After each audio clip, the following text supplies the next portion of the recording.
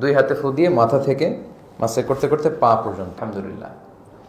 এর কারণ এই সূরাটা এত বেশি পাঠ করা হয়, এত বেশি পড়া হয় যে শুনতে শুনতে কখন যে মুখস্থ হয়ে গেছে আমরা নিজেরাও জানি না। আপনাদের মধ্যে থেকে কেউ কি বলতে পারবেন যে ঠিক কোন বয়সে আপনি সূরা ফাতিহা মুখস্থ করেছিলেন? পারবেন না, কারণ এটা যে কবে মুখস্থ হয়েছে আমরা কেউ জানি না। আর এটাকে দিনক্ষণ ঠিক করে এরকম প্ল্যান প্রোগ্রাম করে মুখস্থ করা লাগে না, শুনতে শুনতে কবেই যে মুখস্থ হয়ে যায়। কারণ কি, এই সূরাটা সবচেয়ে বেশি পড়তে হয়, তাই না? আল্লাহ বলেছেন ওয়ালাকাদ আতাইনাকা সাবআম মিনাল মাসানি ওয়াল কুরআনাল আযীম। নবী হে, আমি আপনাকে নিত্য পাঠনীয় সপ্ত বাক্য দিয়েছি আর কোরআনে আযীম দিয়েছি। সূরা ফাতিহায় আয়াতের সংখ্যা মোট 7টি। সবাই বলেন তো কয়টি? 7টি। এবং এই 7টি আয়াত আমরা সব সময় পড়ি, বারবার পড়ি। যারা আমরা শুধু ফরজ সালাত অফার করি দিনে, তারা কমসে কম 17 বার পড়তে হয় সূরা ফাতিহা। যারা সুন্নত সহ আমরা নামাজ পড়ি তাদের কমসে কম 40 বার সূরা ফাতিহা পড়তে হয়। তাহলে একটু হিসেব করে বলেন তো, যেই লোকটার বয়স 50 কিংবা 60, তিনি কখনো নামাজ মিস করেননি, তাহলে তিনি তার পুরো জীবনে কত লক্ষ কোটি বার সূরা ফাতিহা পড়েছে উনি জানে? জানে না। কত লক্ষ লক্ষ বার তিনি সূরা ফাতিহা পড়েছে। তো এত লক্ষবার সূরা ফাতিহা পড়ার পরেও কখনো কি মনে হয়েছে যে সূরা ফাতিহাটা পুরাতন পুরাতন লাগে, কেমন যেন পুরান হয়ে গেছে, এখন নতুন কিছু দরকার, নিউ টেস্ট দরকার, অন্য একটা ট্রাই করি, এরকম কখনো মনে হয়? আচ্ছা, প্রতিদিন গরুর গোশত দিয়ে খেতে ভালো লাগে কার কার? দেখি, প্রত্যেক বেলা গরুর গোশত, I like it very much. কে কে পছন্দ করে? কামাল ভাই? না না না, আপনি আপনারটা বলেন, আপনি কামাল ভাইটা বলেন না। আচ্ছা, শুধু কামাল ভাই না, কেউই বোধ করি এটা পছন্দ করবো না। বা কারো পছন্দ হচ্ছে লেটস সে চিংড়ি মাছ। 3 বেলা প্রতিদিন চিংড়ি, পুরো সপ্তাহ জুড়ে চিংড়ি, পুরো মাস জুড়ে চিংড়ি, ভাল লাগবে আপনার?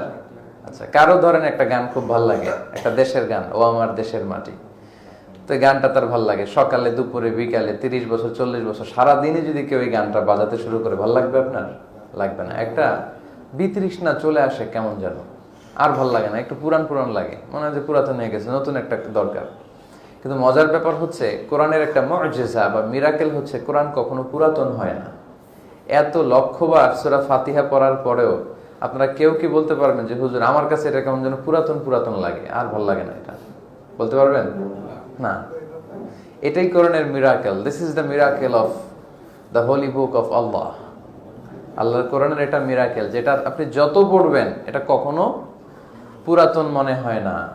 তার প্রমাণ যে সূরা ফাতিহা আমরা এত পড়ার পরেও এটা কখনো পুরাতন লাগে না, এটাকে চির নতুন, একেবারে সজীব, এভারগ্রিন মনে হয়। এটা ভাল লাগে সবসময় পড়তে।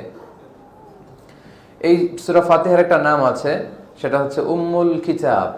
সবাই বলেন তো কি নাম? উম্মুল কিতাব, মানে কিতাবের মা, কিতাবের মূল, সেন্টার অফ দ্য বুক। তার মানে হচ্ছে পুরো 30 পারা কোরআনে আল্লাহ যা বলেছে বিস্তারিত, সেটা আল্লাহ সংক্ষেপে একটা মেসেজ আকারে সূরা ফাতিহায় বলে দিয়েছে। তার মানে পুরো কোরআনকে সংক্ষেপ করলে সূরা ফাতিহা হয়, আর ফাতিহাকে সংক্ষেপ করলে পুরো কোরআন হয়। তো এজন্য সূরা ফাতিহা অনেক জরুরি, এটার অর্থ বুঝতে পারাটা অনেক জরুরি।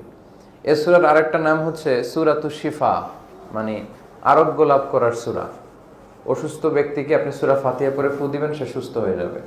অনেকে আমাদের কাছে বাচ্চা কাচ্চা নিয়ে আসে, যে আজকেও নিয়ে আসছে অনেকে, বলতেছে যে হুজুর একটু ফু দিয়ে দেন। আপনারা বাবা মারা, আপনাদেরকে আমি বলে দিই কি বলে কি পড়ে আমরা ফু দিই, ওটা জানলেই তো আপনারা দিতে পারবেন, তাই তো? আমরা সূরা ফাতিহা পড়ে ফু দিই। এখন থেকে আপনারা বাচ্চাদেরকে যদি ঝাড়ফুঁক করতে চান, রোকিয়া বলে আরবিতে এটাকে, তো আপনারা সূরা ফাতিহা পড়ে ফু দিবেন। নামাজের জন্য যখন অজু করবেন, অজুর পরে নিজেই নিজের বাচ্চাকে ফু দিন। আপনি বাবা হিসেবে, আপনি মা হিসেবে বাচ্চাকে যে দোয়াটা করবেন, এটা বাচ্চার জন্য অনেক বেশি কার্যকরী। আমি 100 বার দোয়া করলেও যেটা না হবে, আপনি বিসমিল্লাহির রহমানির রহিম করে একটু ফু দিয়ে দিলে বেশি কাজ করবে। অনেকে বুঝে না, এটা আমাদের কাছে নিয়ে আসে। তো এখন থেকে এই ভুল করবেন না, নিজেরাই নিজেদের বাচ্চাদেরকে ঝাড়ফুঁক করবেন। আর অসুস্থ হলে এটা করবেন। বিশেষ করে যদি জিন ভূত আসর করে, অদৃশ্য একটা জাতি জিন, আমরা দেখি না, 2টা জাতি আল্লাহ তৈরি করেছেন ইবাদতের জন্য, ম্যানকাইন্ড অ্যান্ড জিনকাইন্ড। তো ম্যানকাইন্ড তো আমরা, আর জিনকাইন্ডকে আমরা দেখি না আর কি। তো এই জিনকাইন্ডের মধ্যে থেকে কিছু খারাপ জিন আছে, মানুষকে ক্ষতি করে। এদের ক্ষতি থেকে বাঁচার জন্য, অথবা ব্ল্যাক ম্যাজিক করে, তো এইগুলো থেকে পরিত্রাণ পেতে হলে আপনি সূরা ফাতিহা, আয়াতুল কুরসি আর 3 কুল, সূরা ইখলাস, সূরা ফালাক, সূরা নাস, সবার মুখস্থ আছে না? এগুলো পড়ে আপনি ফু দিবেন, 2 হাতে ফু দিবেন। পরে 2 হাতে ফু দিয়ে মাথা থেকে মাসে করতে করতে পা পর্যন্ত যতটুকু সম্ভব সারা দেহে। এটা একটা প্রোটেকশন ফ্রম আল্লাহ। আল্লাহর পক্ষ থেকে আপনি এই প্রোটেকশনটা নিবেন, নিয়ে বাচ্চাদের গায়ে হাত বুলিয়ে দিবেন।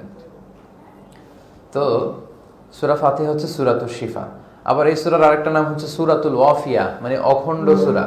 এই সূরাকে খণ্ড করে পড়া যায় না, পড়লে পুরোটাই পড়তে হয়, এটাকে খণ্ড খণ্ড করে পড়া যায় না। আপনি কি কখনো দেখেছেন কোন ইমাম সাহেব নামাজের প্রথম রাকাতে সূরা ফাতিহার অর্ধেক, পরে দ্বিতীয় রাকাতে বাকি অর্ধেক পড়তে দেখেছেন আপনারা? কখনো দেখেননি, কখনো দেখেননি।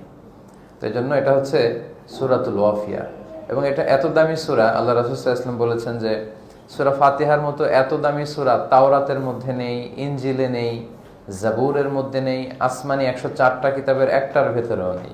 এটা আছে শুধু আমাদের আল কোরআন আল কারীমে।